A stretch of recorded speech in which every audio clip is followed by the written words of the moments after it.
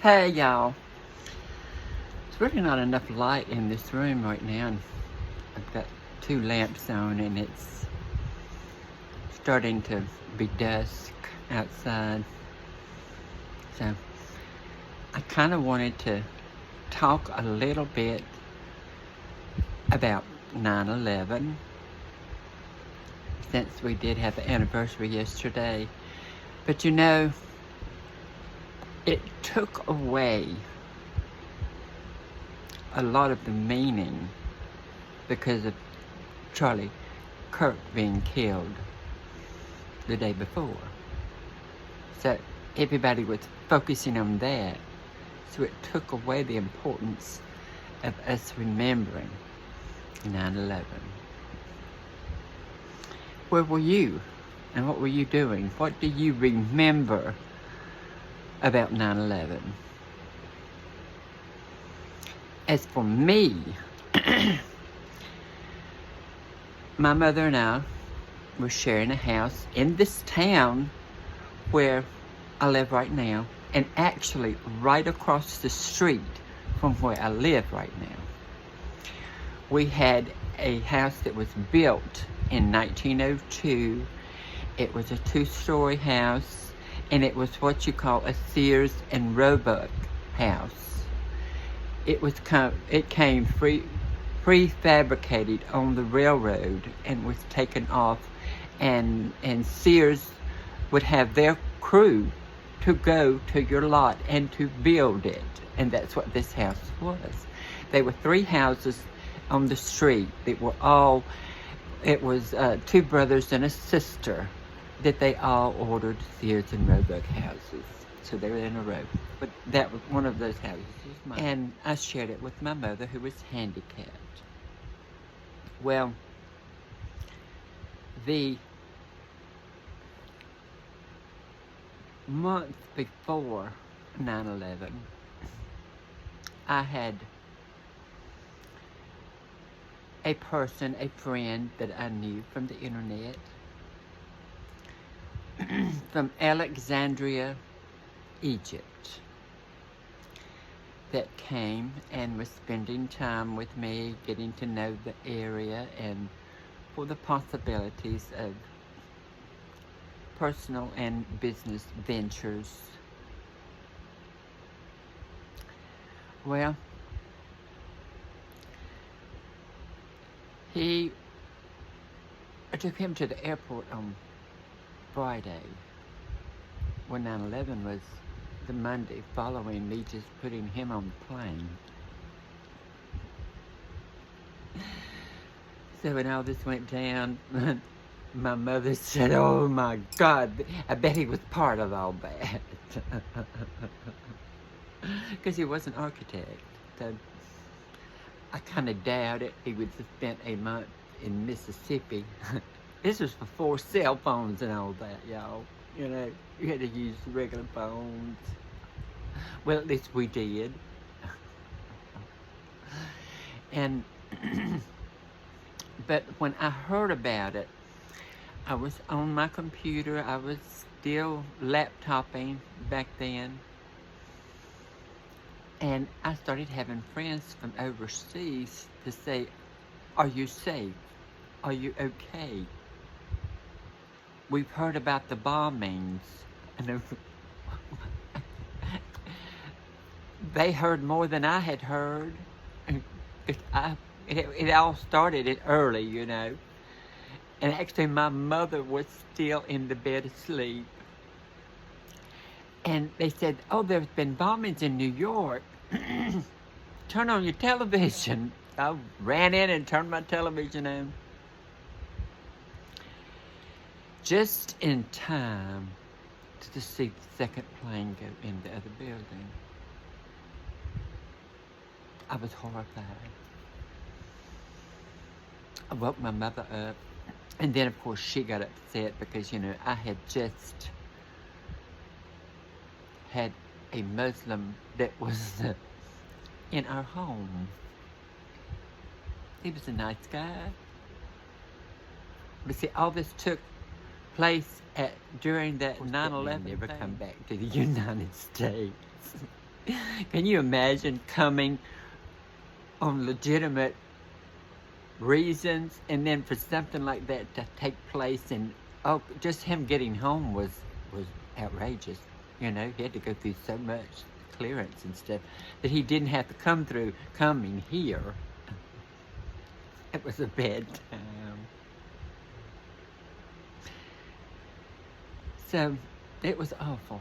Of course, we watched it all and we were expecting more. And of course, they were more that day. And then later on, I started thinking about those things, about how did those buildings collapse like there had been a demolition. I mean, my elevator might not go all the way to the top, but I'm so damn logical, and nothing about that is logical. I've seen video of buildings that the fires were as hot as that in other countries, and the buildings stayed there. They just burnt up. There was no reason for them to collapse except that they had been placed on every floor because it went bam, bam, bam, bam. Watch the videos. Yeah. It was all a planned thing. So whoever did it, I don't have any idea. But it was an inside job.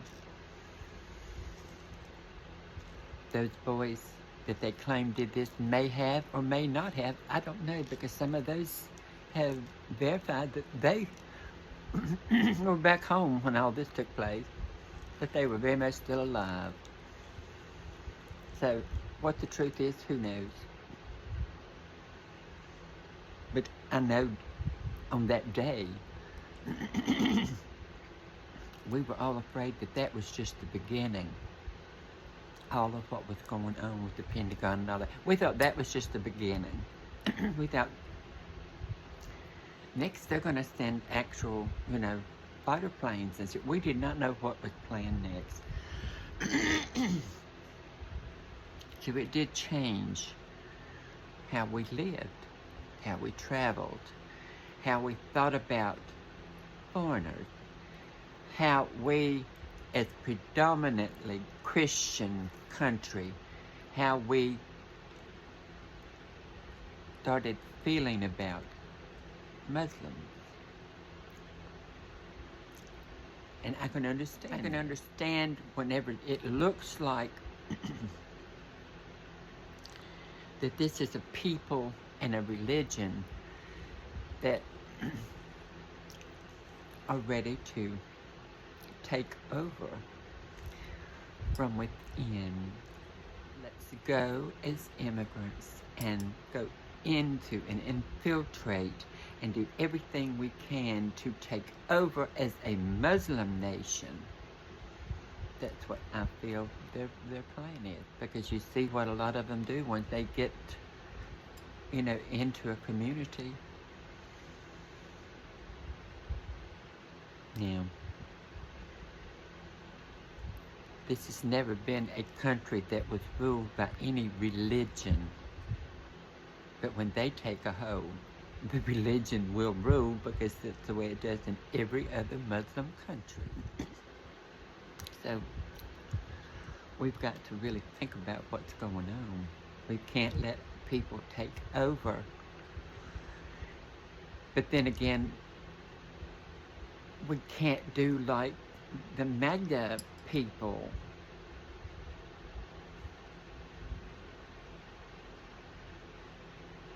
It's like most people don't realize that they're being snowed by this rich asshole who just wants to make more money and help his cronies make more money. It's like, I see through the veil. What are you people seeing? I don't know what you're seeing. It's just few of us see reality. Or what is this that you're seeing? You need to take the rose-colored glasses off. Because when all this is said and done, we're all going to be the peons taking care of those rich people with no opportunity whatsoever to do anything other than to work for them and take what they give us. I'm pretty sure at my age, I'll be long dead when all that takes up, but y'all need to worry about it. Y'all need to think about that stuff. Yeah, I'm just getting in from an outing, stopped by Sonic. I found out that Sonic has a limeade that's sugar-free, because I'm sugar-free. So, I was tickled to find that out. With the crushed ice they use, it's like a slushy.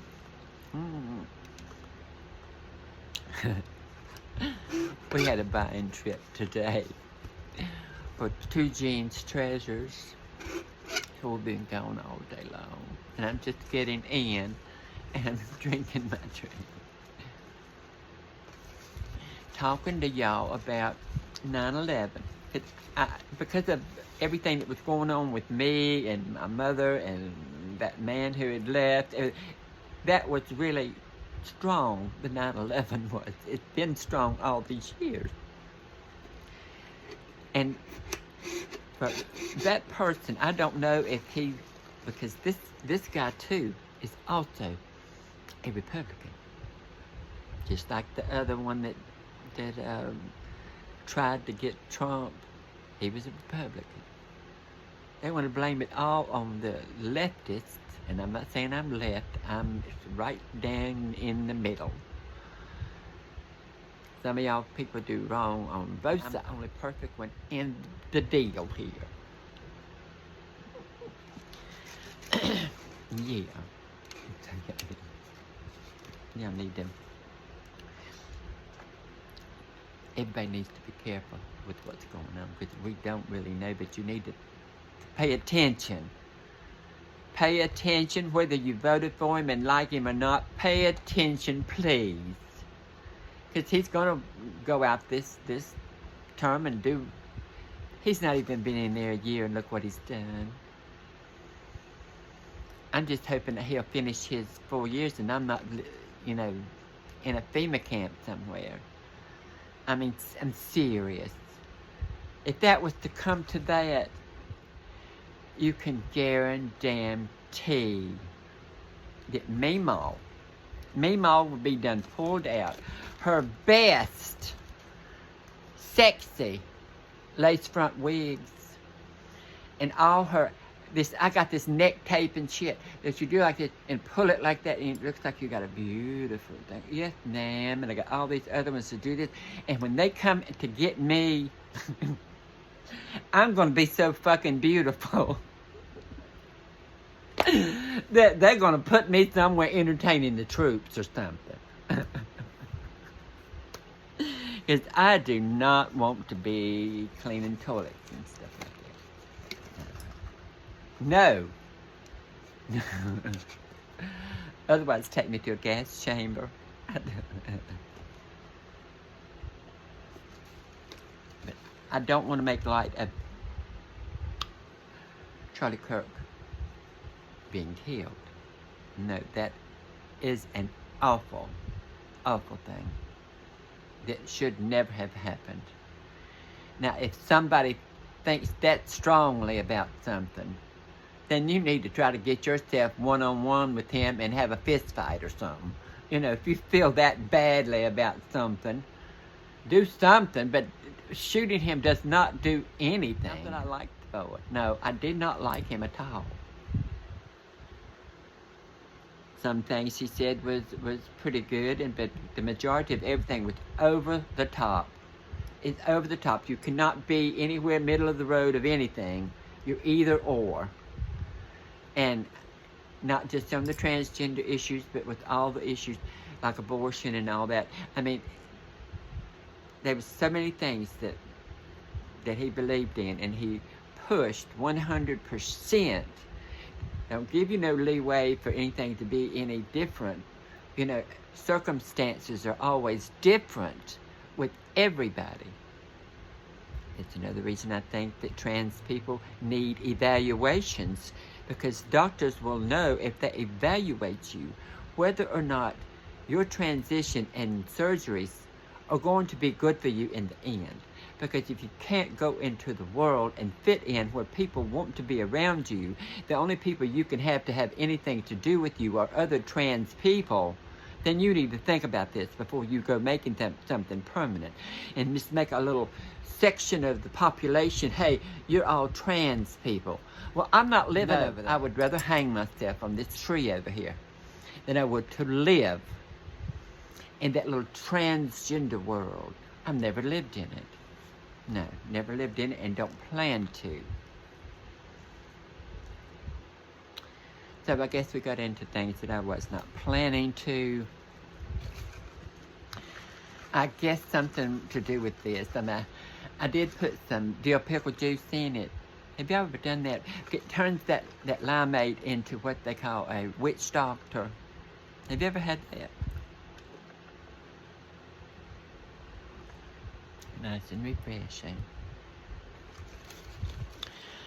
Okay, y'all. So y'all want to tell me what y'all were doing when you heard about 9/11? Because like I said, I was on the internet. People said, you know, are you safe? I said, well, from what? And then there'd been a bombing in New York City, and well, I'm a long way from New York City. So that's how I found out about it. And then I spent all day and the next, as long as they broadcast anything about it, I was sat there glued to the TV, like everybody was during that time. And I did travel after that. I traveled before. In 2000, I started traveling when I first went out of the country to Thailand, to Bangkok. That was in 2000. So,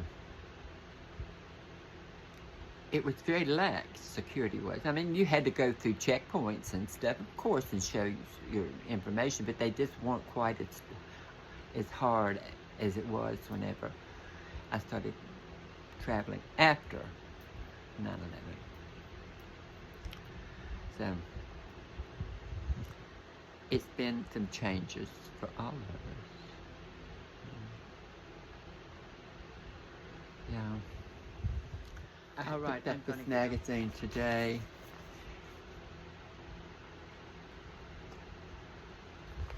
And I want to thumb through it. Oh, she looked so cute without makeup, you know. Pamela. Yes, girl. Both of us will go without makeup. And I did plan to put on some lipstick before I turned this thing on. I did plan to. But I didn't. Nothing ever works out as planned. And those who know that I quit vaping nicotine in January. But this is an empty pod. Nothing in it. And I have to have one in my hand at all times. And sometimes I bite on it. It has nothing in it. It's just like an adult pacifier. And if I actually misplace this, I can get into an emotional tizzy looking for it. And there ain't nothing in it. It's just like a child's pacifier. It's something they have it.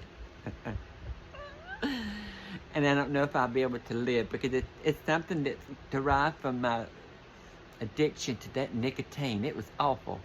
Awful, awful, awful. But I have not had any nicotine since January. Gained weight though, you know. Gained over 30 pounds. hurts my feelings when I go clothes shopping now. I have to get a bigger size. And I said I'd never do that. I'd never do that. But I blame it on this thing of the nicotine. That's the reason I was able to lose as much weight as I did. You don't know I lost 250 pounds. And I think it was that nicotine that was helping me do that. I'll be a balloon before y'all know it, and I hope y'all still like me. What else have I got to do?